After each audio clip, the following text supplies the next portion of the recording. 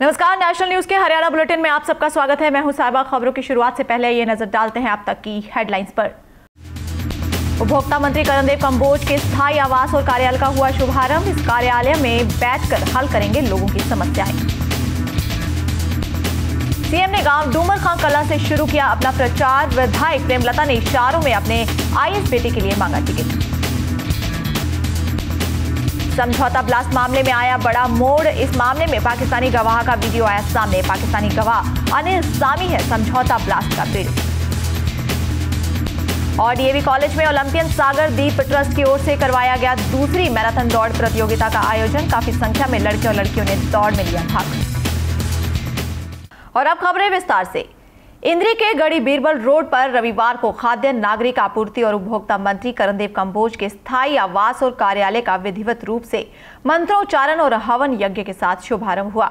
वे इसी कार्यालय में बैठकर क्षेत्र के लोगों की समस्याएं हल करेंगे। इस अवसर पर भाजपा विधायकों, जिला पदाधिकारियों और कार्यकर्ताओं ने पहुंचकर उन्हें शुभकामनाएं दी। मंत्री कर्णदेव कंबोज ने पत्रकारों को संबोधित करते हुए कहा कि विधानसभा चुनावों के दौरान क्षेत्र के लोगों से वायदा किया गया था कि इंद्री में स्थायी आवास बनाएंगे और ये वायदा आज पूरा हो गया है। मंत्री कर्णदेव कंबोज ने बताया कि चुनाव से पूर्व जो घोषणा पत्र लोगों के सामने रखा गया था उसके अधिकतर वायदे पूरे हो गए हैं और कुछ पर काम चल रहा है। जून तक क्षेत्र की सभी सड़कें चकाचक हो जाएंगी। उन्होंने बताया कि पिछले दिनों नई सड़कें भी मंजूर हुई थी जिन पर काम शुरू होने वाला है।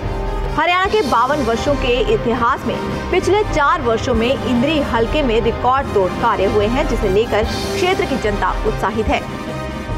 जो लोग हमारे सामने प्रस्ताव रखते हैं कि ये इस प्रकार के काम इंद्री के अंदर होने चाहिए, तो हमने खूब माननीय मुख्यमंत्री ने पूरा आशीर्वाद दे करके जो भी काम हमने उनके सामने रखा उस सबको मंजूरी दे करके वो सारे काम आज हमारे एक्शन में हैं। सब पर काम लगा हुआ है और जून तक हमारी जितनी भी सड़कें हैं इंद्री हल्के की, अगर मैं ये कहूँ कि इंद्री खड्डा मुक्त टोटल सड़कें हमारी जो है ना वो सारी की सारी कंप्लीट हो जाएंगी। कोई भी सड़क हमारी ऐसी नहीं रहेगी जिस पर जो है ना कोई खड्डे हो या वो ख़राब स्थिति में हो।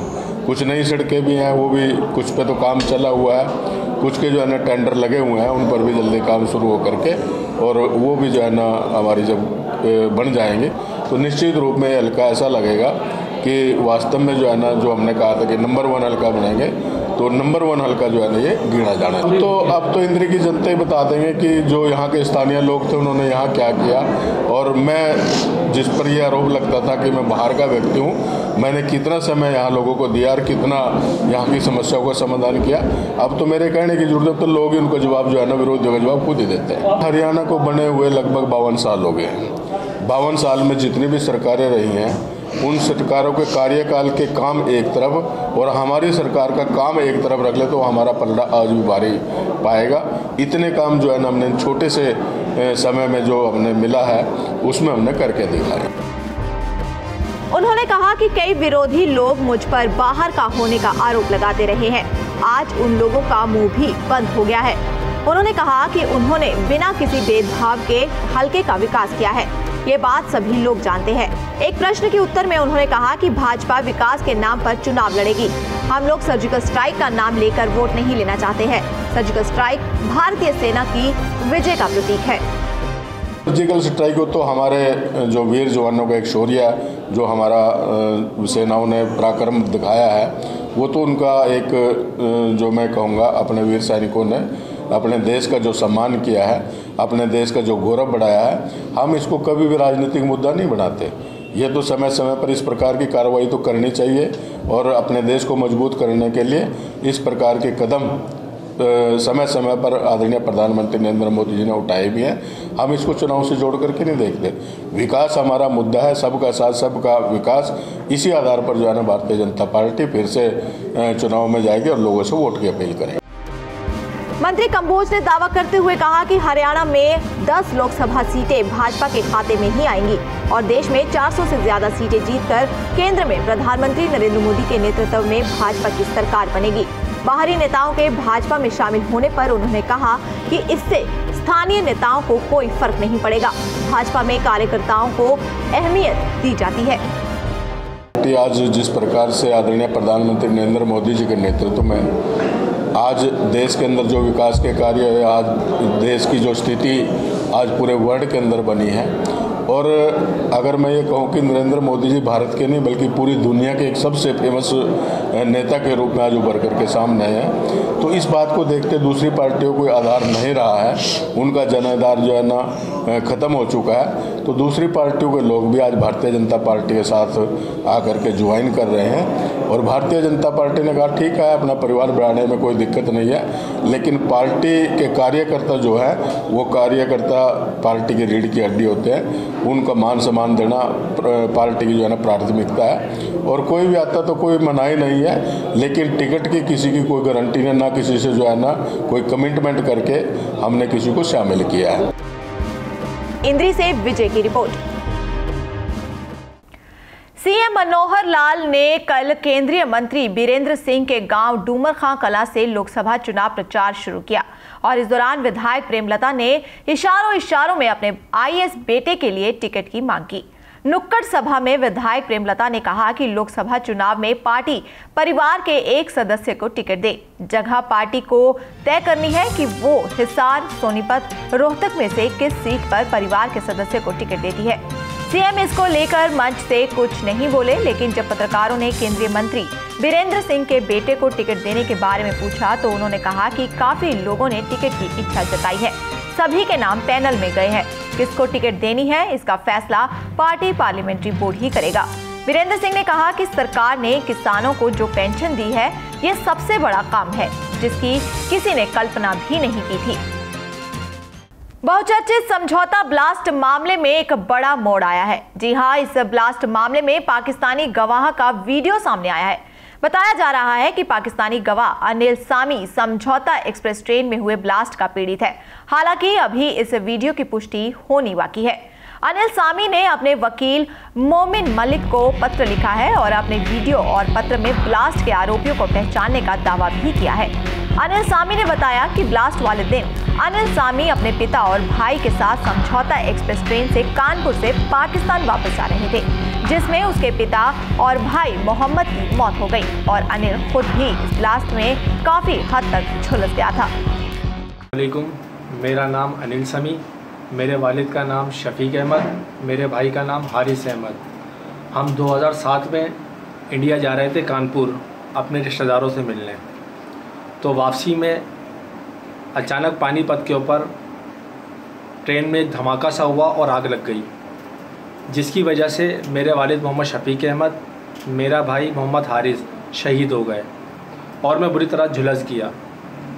मैं 1 साल ज़ेर इलाज रहा, जिसकी वजह से मेरा चेहरा बुरी तरीके से ख़राब हो गया और मेरे हाथ दोनों जल गए और मैं कुछ भी नहीं कर सकता। मैं इंतज़ार कर रहा था कि इंडियन गवर्नमेंट कोई पैगाम भेजे, मैं उसका गवाह बनूं, क्योंकि मैं उन लोगों को जानता हूं जिन्होंने ये कार्रवाई करी है। फिर मैंने मोमिन मलिक, हमारे वकील हैं, उनसे कहा कि मुझे ये केस लड़ना है, मेरी एप्लीकेशन लगाएं इंडियन कोर्ट के अंदर, मैं उन लोगों के ख़िलाफ़ गवाही दूंगा जिन लोगों ने ये काम किया है।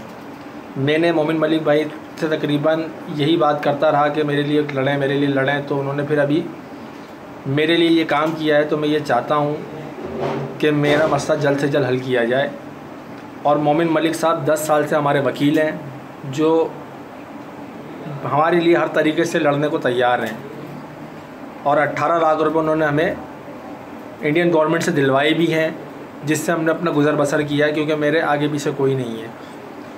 तो मेरी आपसे गुजारिश है कि मुझे इंडियन बुलाया जाए, मेरा वीज़ा दिया जाए और मुझे सिक्योरिटी प्रोवाइड किया जाए, ताकि मैं इस केस को लड़ सकूं और गवाही दे सकूं।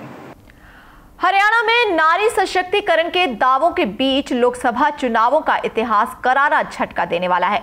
देश की सबसे बड़ी पंचायत कही जाने वाली संसद में महिलाओं को भेजने के लिए ना तो सियासी दलों ने कोई खास तवज्जो दी है और ना ही मतदाताओं ने दरियादिली दिखाई है। पिछले 40 वर्षों में केवल 5 महिलाएं ही लोकसभा चुनाव की वैतरनी पार कर पाई हैं, वह भी पारिवारिक सियासी सरसूख और राष्ट्रीय दलों के टिकट के बल पर। निर्दलीय कोई महिला आज तक हरियाणा से संसद का मुंह नहीं देख पाई है। महिलाओं की हम देख सकते हैं कि किस किस क्षेत्र में महिलाएं आगे हैं आज के टाइम में। हम आज बात करें तो कल्पना चावला, जिनका आज बर्थ एनिवर्सरी मनाई जा रही है, अगर हम उनकी बात करें तो वो कहाँ तक पहुँची थी, महिला थी, उनको मौका मिला तो वो कहाँ तक पहुँची, स्पेस तक पहुँची। और मुझे लगता है इससे ऊपर कोई जगह नहीं है कि एक महिला को कहाँ पहुँचना चाहिए, एक नागरिक को कहाँ पहुँचना चाहिए। तो ज़रूर मैं कहना चाहूँगी कि महिलाओं को मौका मिलेगा तभी वो आगे आएंगी। जो हमारी करनाल की मेयर हैं, जो हमारे पार्षद हैं, जो महिलाएं यहाँ पर इलेक्ट हुई हैं, जो चूज़ की गई हैं, वो कहीं ना कहीं उनको वोट उन्होंने भी दिया होगा। जो मेल्स हैं, जो मेल सोसाइटी में रहते हैं, उन्होंने भी वोट दिया है। तो ज़रूर ये एक चीज़ दिमाग में लेकर आनी पड़ेगी हमें कि जो महिला है वो भी समाज के लिए कुछ अच्छा कर सकती है। नहीं, सरकार की तरफ से कभी कोई मनाही नहीं है, ना पार्टी की तरफ से कभी कोई मनाही है। यदि कोई महिला प्रतिनिधि आती है और यदि महिला कोई सक्षम है तो जरूर हमारी पार्टी उन्हें आगे बढ़ाने का प्रयास करेगी। और हमारी पार्टी की रीति नीतियों में ये भाई बहन की पार्टी है, इसमें कोई भेदभाव नहीं होता। जहां पुरुषों को मिलता वहां महिलाओं को भी बराबर सारे अधिकार मिलते हैं। आज के युग में महिलाओं का अपना स्थान है। महिलाएं पुरुषों के साथ कंधे से कंधा मिलाकर आगे बढ़ रही हैं, चाहे बात शिक्षा के क्षेत्र में हो, चाहे बात एयरक्राफ्ट के क्षेत्र में हो, या बात हो उद्योग के क्षेत्र में। महिलाएं कहीं भी पुरुषों से पीछे नहीं हैं। तो जो ये वाली सरकार है, इस सरकार ने महिलाओं के लिए बड़े ही सराहनीय कदम उठाए। बेटी बचाओ बेटी पढ़ाओ हो, या फिर दुर्गा शक्ति हो, या फिर महिलाओं के लिए सुरक्षा के लिए सिक्योरिटी के कदम उठाए गए हैं और महिला थाने खोले गए हैं। तो मैं यही बोलूँगी कि राजनीति के क्षेत्र में महिलाएं कहीं ना कहीं आज भी अपनी जगह नहीं बना पाई। गुहला चीका के डीएवी कॉलेज में ओलंपियन सागर दीप ट्रस्ट की ओर से करवाई जा रही दूसरी मैराथन दौड़ प्रतियोगिता का आयोजन किया गया, जिसमें काफी संख्या में लड़के और लड़कियों ने दौड़ में भाग लिया। मुख्य अतिथि के तौर पर पहुंचे एसडीएम संजय कुमार ने बताया कि खेलों का युवाओं के जीवन में महत्वपूर्ण स्थान है और समय समय पर खेलों में बढ़ चढ़कर भाग लेना चाहिए, जिससे युवा पीढ़ी नशों से दूर रहेगी। वहीं 36वें एथलेटिक मीट के उद्घाटन अवसर पर डीएवी कॉलेज चीका के प्राचार्य डॉक्टर रमेश लाल ढांढा ने कहा है कि खेलों में भाग लेने से खिलाड़ियों को जीवन में आगे बढ़ने के असीम अवसर मिलते हैं। साथ ही खिलाड़ी शारीरिक और मानसिक रूप से स्वस्थ और मजबूत भी बनते हैं। जो कि ऑल हरियाणा में से आए हुए हैं, कुछ तो ऐसे हैं कि जो नेशनल लेवल के बच्चे हैं और एक अच्छी अचीवमेंट कर रहे हैं वो। तो ये सब देख के ना मेरे को बहुत अच्छा लग रहा है। आपने भी पार्टिसिपेट किया था? हाँ, मैंने पार्टिसिपेट भी किया है और शायद मेरी प्लेस अभी 10th होगी, मेरे को पक्का नहीं पता। बट मैं ज़्यादा लॉन्ग डिस्टेंस रनर हूँ, मैं 42 किलोमीटर करती हूँ। बट अभी थोड़ा मैं अनफिट हूँ, तो इसलिए मेरी ये पोजीशन है। बट मैं बहुत खुश हूँ। तो इस बात का ये नहीं है कि हाँ मैं सरकार से आप क्या मांगते हैं? सर, मैं सरकार से तो यही चाहती हूँ कि हमारा एक सिंथेटिक ट्रैक हो। मैराथन में वही भाग लेगा जो स्वस्थ होगा। तो सबसे पहले जो है हम चाहते हैं कि हम सब और हमारे विशेषकर अगली पीढ़ी में आने वाले बच्चे स्वस्थ रहें, उनका स्वस्थ शरीर हो, स्वस्थ दिमाग हो, उनकी अच्छी सोच हो, अच्छी सोच में वो आगे बढ़े, ताकि हमारा देश और हमारा प्रदेश दोनों ही तंदुरुस्त वासियों का ये देश हो और सब अपने अपने कार्य क्षेत्र में बढ़िया करें, ताकि एक हम संपन्न प्रदेश के रूप में आगे बढ़ सकें। हमें एक अच्छा बेस मिल जाएगा हमारे खिलाड़ियों को तैयार करने के लिए। हालांकि हरियाणा सरकार फिर भी हमें बहुत सामान प्रोवाइड करवा रही है। अभी पता लगा है कि काफ़ी सामान खरीदा गया है जो जल्दी ही हमारे ग्राउंडों में हमें मिल जाएगा। इसमें मैं धन्यवाद करना चाहता हूँ हमारे चीका के अंदर 6वीं 9वीं पातशाही गुरुद्वारा साहिब, उसमें श्री खजान जी हैं, जिनके प्रयत्नों से आज का यह लंगर प्रोग्राम किया गया है। तो तहे दिल से धन्यवाद है। हमारा रिफ़्रेशमेंट का पूरा अरेंजमेंट गुरुद्वारा 6वीं 9वीं पातशाही द्वारा करवाया गया है, जो कि बहुत ही अच्छा बच्चों को दिया जा रहा है। गुरमीत राम रहीम के डेरे में बने अस्पताल में 400 साधुओं को नपुंसक बनाए जाने के मामले में जज कपिल राठी की सीबीआई अदालत में सुनवाई होगी। मुख्य आरोपी गुरमीत राम रहीम वीडियो कॉन्फ्रेंसिंग के जरिए और अन्य 2 आरोपी डॉक्टर मोहिंदर पाल इंसा और डॉक्टर पंकज गर्ग प्रत्यक्ष रूप से सीबीआई कोर्ट में पेश होंगे। सुनवाई में बचाव पक्ष गवाहों के बयान पढ़े जाएंगे। आपको बता दें कि बचाव पक्ष ने कोर्ट से गवाहों के बयान पढ़ने के लिए समय मांगा था और पिछली सुनवाई के दौरान आरोपी पंकज गर्ग के वकील को भी गवाहों के बयान पढ़ने के लिए कोर्ट ने मंजूरी दे दी थी। लोकसभा चुनावों से ठीक पहले जहां पुलिस भयमुक्त मतदान के दावे कर रही है, वहीं महेंद्रगढ़ के गोठरी गांव के सरकारी स्कूल में बदमाशों द्वारा 4 युवकों की बेरहमी से पिटाई का वीडियो सामने आया है। जांच पड़ताल में पता चला है कि घटना 2 गिरोह के बदमाशों के बीच वर्चस्व दिखाने के लिए हुई है और अब वीडियो वायरल होने के बाद पुलिस ने इस मामले में संज्ञान लिया है। सभी आरोपियों के खिलाफ मामला दर्ज कर कार्रवाई शुरू कर दी गई है। पुलिस अधीक्षक चंद्र मोहन ने बताया कि चुनाव पूरी तरह शांतिपूर्ण तरीके से ही करवाए जाएंगे। दहशतगर्दों को किसी भी सूरत में बख्शा नहीं जाएगा।